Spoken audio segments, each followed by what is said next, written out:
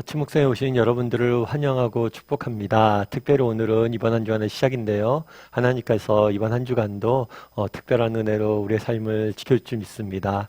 정말 이렇게 한 주간의 시작을 하나님 앞에 드릴 수 있다는 게 너무나 큰 은혜이고 축복임을 저는 믿어요. 그리고 이렇게 첫 시간을 하나님 앞에 드리려고 노력했을 때 하나님께서 이것들을 기뻐 받으시고 우리의 삶 가운데 이 시간을 통해서 일하실 것을 믿습니다. 그런 믿음을 가지고 또 오늘 아침 묵상 시작했으면 좋겠습니다.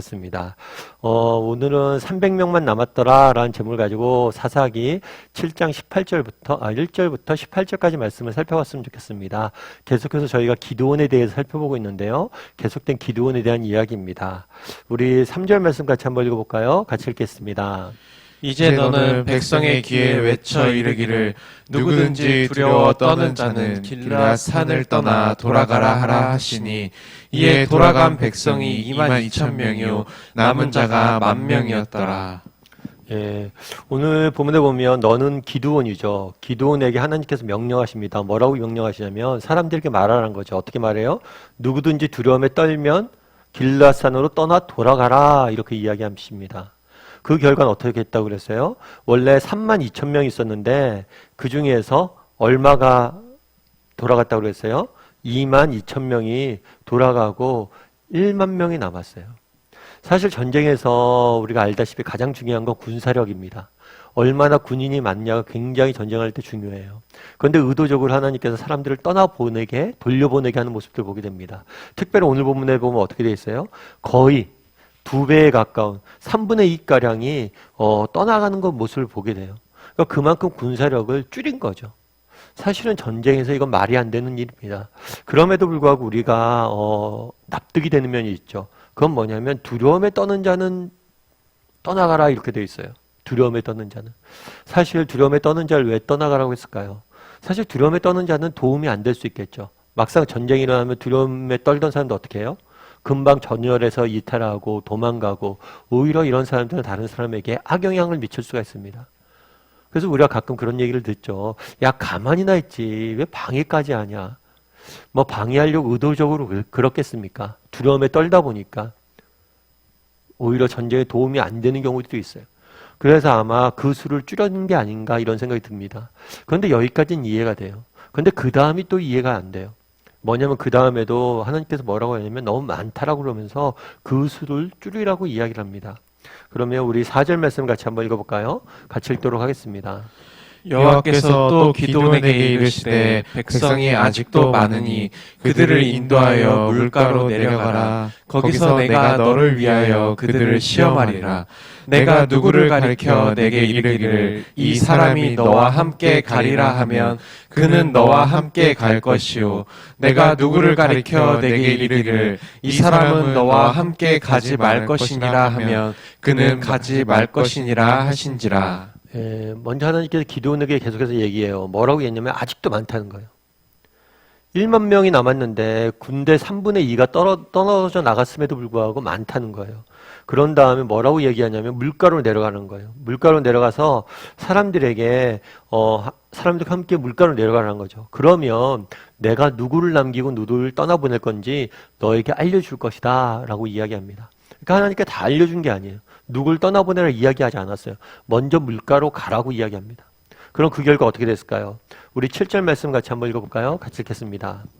여호와께서 기드온에게 이르시되 내가 이 물을 핥아먹은 300명으로 너희를 구원하며 미디안을 내 손에 넘겨주리니 남은 백성은 각각 자기의 처소로 돌아갈 것이니라 하시니. 예.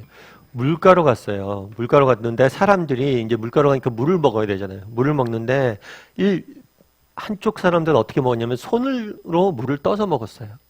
다른 한 사람들은 입을 물에 대고 이렇게 핥아 먹듯이 먹은 거예요. 그러니까 물 먹는 방법이 두 가지로 갈린 거죠. 그런데 입을 대고 물을 먹은 사람 300명이고 나머지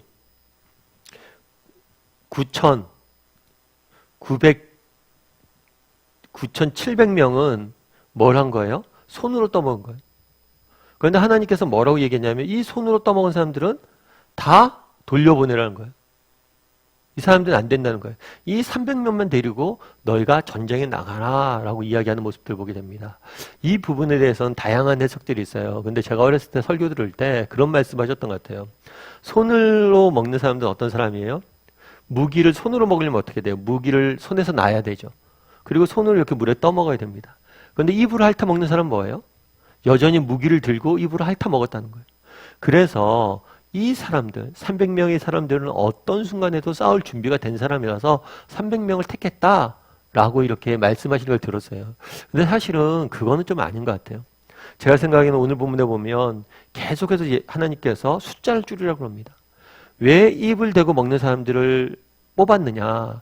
그냥 뭐예요? 여기가 적은 숫자였기 때문에 이 사람들을 뽑은 것을 우리는 알 수가 있습니다. 다르게 말하면 하나님께서는 계속해서 숫자를 줄여가는 모습들을 보게 돼요. 그렇다면 왜 이렇게 숫자를 줄여가셨냐는 거예요. 앞서 얘기했던 것처럼 전쟁을 할 때 군사력, 군인의 수가 얼마나 중요합니까? 그런데 의도적으로 줄인 거예요. 게다가 처음부터 300명만 할 거면 처음부터 300명만 뽑으면 되잖아요. 그런데 온 이스라엘 백성들 다 모으게 하시고 또 이런 과정들 통해서 줄였던 거예요. 그럼 이 과정을 통해서 하고자 했던 메시지는 뭐냐는 거예요. 왜 이렇게 줄였을까요? 이유는 거기에 있어요. 어디에 있냐면 하나님께서 여기서 바란 건 뭐냐면 숫자에 의존하지 말라는 거예요. 3만 명이 모였어요. 기도원 마음속에 또 백성들의 마음에 어떤 생각이 있었을까요? 야, 우리가 이렇게 많이 모이다니. 정말 우리에게도 소망이 있어. 우리 이스라엘 백성에게 소망이 있어. 나와 같은 사람이 이렇게 많구나. 우리 함께 나가 싸우면 이기겠다. 이런 마음을 품었을지 모르죠. 그 마음이 나쁜 것은 아니라고 저는 생각을 해요. 다만 그런 마음을 품다 보면 뭐에 의지할 수 있어요? 숫자에 의지할 수 있다는 거예요. 그날에 계속해서 사람들 숫자를 줄입니다. 왜 줄였습니까? 숫자에 의지하지 말라는 거예요. 다르게 말하면 너희가 가진 건 너희의 힘, 너희의 능력을 의지하지 말라는 거예요. 이 전쟁은 나에게 속했으니까 나를 온전히 의지해라. 너의 능력이 아니라 나를 온전히 의지해라 라고 이야기한 것. 그래서 그날의 숫자를 줄인 이유는 뭐냐면 우리의 힘이나 능력이 아니라 하나님만을 의지하기 원해서 하나님께서 숫자를 줄인 거죠. 여러분들 혹시 아마존이라는 회사를 아세요? 이 회사는 1994년에 시작된 회사예요. 처음에 작은 인터넷 쇼핑몰이었죠. 그리고 그 당시 1994년만 해도 이런 쇼핑몰이 지금처럼 대세가 아니었어요. 그래서 아마존의 창업자인 제프 베로스는 처음에 창업을 했을 때 사람들이 말렸대요. 아니 왜 그 잘 나가는 직업을 그만두고 이렇게 작은 영세한 그리고 앞이 어떻게 될지도 모르는 그런 기업을 시작하냐고. 그래서 사람들이 말렸죠. 하지만 그 사람은 그래도 내가 이번 꼭 하고 싶다 해서 아마존을 시작했다고 합니다. 그 결과 어떻게 됐을까요? 정말 지금은 모든 것이 온라인으로 진행이 되잖아요. 그래서 지금은 이 회사가 수십조가 넘는 매출을 올리는 세계적인 기업이 됐어요. 사실 세상이 이렇게 바뀔지 아무도 몰랐던 거죠. 그래서 사람들이, 기자들이 질문을 많이 한다고 합니다. 어떤 질문을 하냐면 앞으로 10년 뒤에는 세상이 어떻게 바뀔 것 같습니까? 왜냐하면 이 사람은 정말 온라인이 대중화되지 않았던 시기에도 시작을 해서 온라인이 대중화된 지금 이 시기를 예측한 거나 마찬가지니까요. 그런데 그래서 앞으로 10년이 어떻게 될 것 같습니까? 10년 뒤에 이런 질문을 많이 한대요. 그런데 되게 재밌는 건 뭐냐면 이 사람이 뭐라고 얘기하냐면 앞으로 10년 뒤에 어떻게 될 것입니다. 이렇게 얘기 안 해요. 많은 사람들이 10년 뒤에 세상이 어떻게 변화될지에 대해서 궁금해하는데 중요한 건 어떻게 변화될지가 아닙니다. 변하지 않는 것이 무엇인지를 파악하는 게 중요합니다. 라고 이야기하는 거예요. 우리가 생각이 어떻게 하면 변화와 예측의 아이콘이죠. 그런데 오히려 그 사람이 주목하는 건 뭐예요? 변화되지 않는 거라는 거예요. 왜냐하면 변화되는 것을 붙잡아봤자 그건 역시 변화되어지고 그건 어떻게 될지 모른다는 거예요. 변화되지 않는 것을 주목하는 게 중요하다는 거예요. 우리 인생도 마찬가지죠. 왜 인간의 힘이나 능력이나 이런 것들을 의지하지 말라고 했을까요? 이건 늘 변화돼요. 3만 명이 오늘 모일 수 있어요. 하지만 금방 또 두려움에 떨면 흩어질 수도 있습니다. 정말 변화되는 것을 의지하고 우리가 살아가다 보면 뭐예요? 우리는 결국에 넘어질 수밖에 없다는 거예요. 건강도 마찬가지죠. 평생 건강한 사람 없어요. 능력도 마찬가지죠. 평생 우리의 능력이 정말 대단하거나 힘이 있거나 그러진 않을 거예요. 그날에 왜 기드온에게 숫자를 줄이라고 그랬습니까?